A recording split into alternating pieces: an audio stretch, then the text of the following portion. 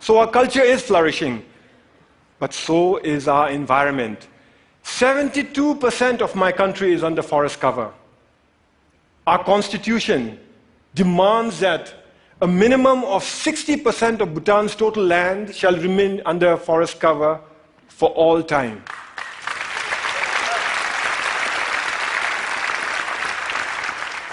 Our constitution, this constitution, imposes forest cover on us.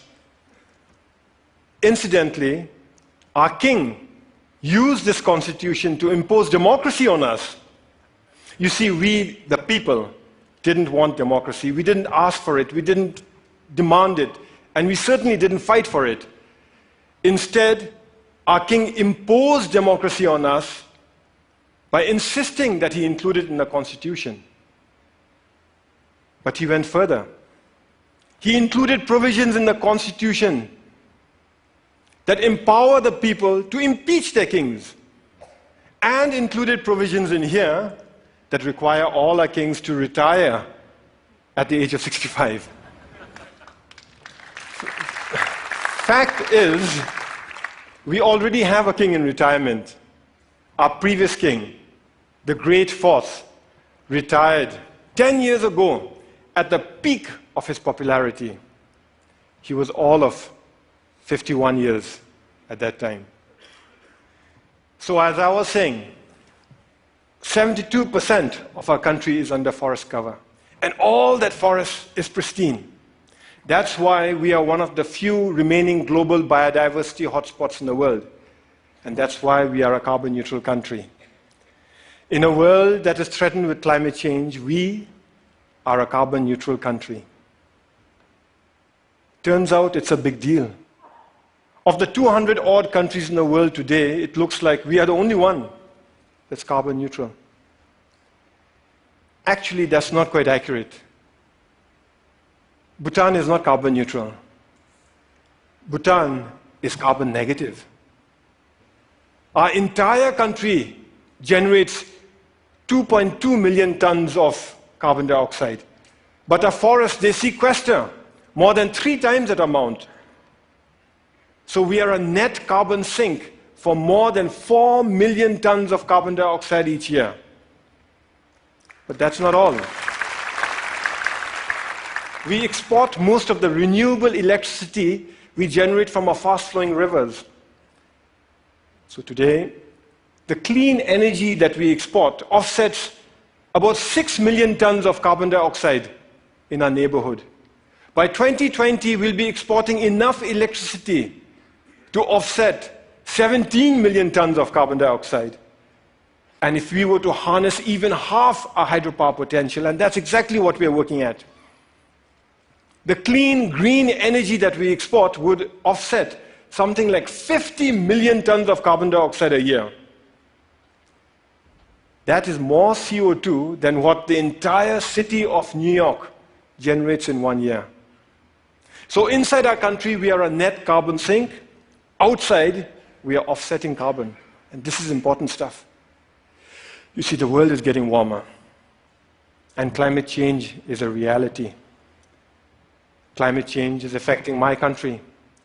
Our glaciers are melting, causing flash floods and landslides, which in turn are causing disaster and widespread destruction in our country. I was at that lake recently. It's stunning. That's how it looked 10 years ago.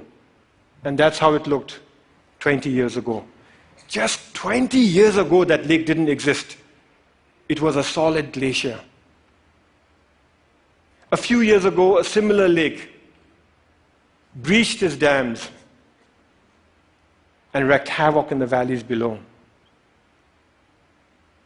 That destruction was caused by one glacial lake. We have 2,700 of them to contend with. The point is this: my country and my people have done nothing to contribute to global warming. But we are already bearing the brunt of its consequences. And for a small, poor country, one that is landlocked and mountainous, it is very difficult. But we are not going to sit on our hands doing nothing. We will fight climate change. That's why we have promised to remain carbon neutral. We first made this promise in 2009 during COP15 in Copenhagen. But nobody noticed. Governments were so busy arguing with one another and blaming each other for causing climate change that when a small country raised our hands and announced, we promise to remain carbon neutral for all time, nobody heard us. Nobody cared. Last December in Paris, at COP21, we reiterated our promise to remain carbon neutral for all time to come. This time we were heard. We were noticed and everybody cared. What was different in Paris was that governments came around together to accept the realities of climate change and were willing to come together and act together and work together. All countries, from the very small to the very large, committed to reduce the greenhouse gases emissions. The UN Framework Convention for Climate Change says that if these so-called intended commitments are kept, we'd be closer to containing global warming by 2 degrees Celsius. By the way, I've requested the TED organizers here to turn up the heat in here by 2 degrees. So if some of you are feeling warmer than usual, you know who to blame. It's crucial that all of us keep our commitments. As far as Bhutan is concerned, we will keep our promise to remain carbon neutral. Here are some of the ways we are doing it. We're providing free electricity to our rural farmers. The idea is that with free electricity, they will no longer have to use firewood to cook their food. We are investing in sustainable transport and subsidizing the purchase of electric vehicles. Similarly, we are subsidizing the cost of LED lights, and our entire government is trying to go paperless. We are cleaning up our entire country through Clean Bhutan, a national program, and we are planting trees throughout our country through Green Bhutan, another national program. But it is our protected areas that are at the core of our carbon neutral strategy. Our protected areas are our carbon sink. They are our lungs. Today, more than half our country is protected as national parks, nature reserves, and wildlife sanctuaries. But the beauty is that we've connected them all with one another through a network of biological corridors. Now, what this means is that our animals are free to roam throughout our country. Take this tiger, for example. It was spotted at 250 meters above sea level in the hot subtropical jungles. 2 years later, that same tiger was spotted near 4,000 meters in our cold alpine mountains. Isn't that awesome?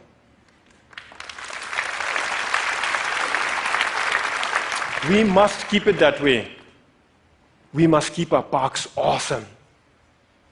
So every year we set aside resources to prevent poaching, hunting, mining, and pollution in our parks, and resources to help communities who live in those parks manage their forests, adapt to climate change, and lead better lives while continuing to live in harmony with Mother Nature. But that is expensive. Over the next few years, our small economy won't have the resources to cover all the costs that are required to protect our environment. In fact, when we run the numbers, it looks like it'll take us at least 15 years before we can fully finance all our conservation efforts. But neither Bhutan nor the world can afford to spend 15 years going backwards. This is why His Majesty the King started Bhutan for Life. Bhutan for Life gives us the time we need. It gives us breathing room.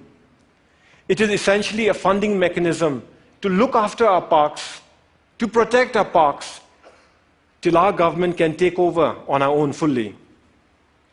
The idea is to raise a transition fund from individual donors, corporations, and institutions. But the deal is closed only after predetermined conditions are met and all funds committed. So multi-party, single closing, an idea we borrowed from Wall Street. This means that individual donors can commit without having to worry that they'll be left supporting an underfunded plan. It's something like a Kickstarter project, only with a 15-year time horizon and millions of tons of carbon dioxide at stake. Once the deal is closed, we use the transition fund to protect our parks, giving our government time to increase our own funding gradually till the end of the 15-year period. After that, our government guarantees full funding forever. We're almost there. We expect to close later this year. Naturally, I'm pretty excited.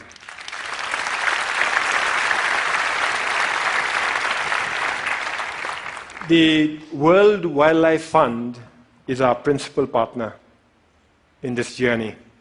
And I want to give them a big shout out for the excellent work they're doing in Bhutan and across the world. Whew, it is getting warm in here.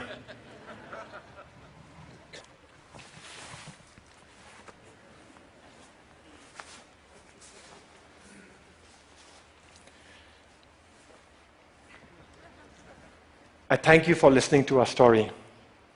A story of how we are keeping our promise to remain carbon neutral. A story of how we are keeping our country pristine for ourselves, our children, for your children, and for the world. But we are not here to tell stories, are we? We are here to dream together. So in closing, I'd like to share one more dream that I have.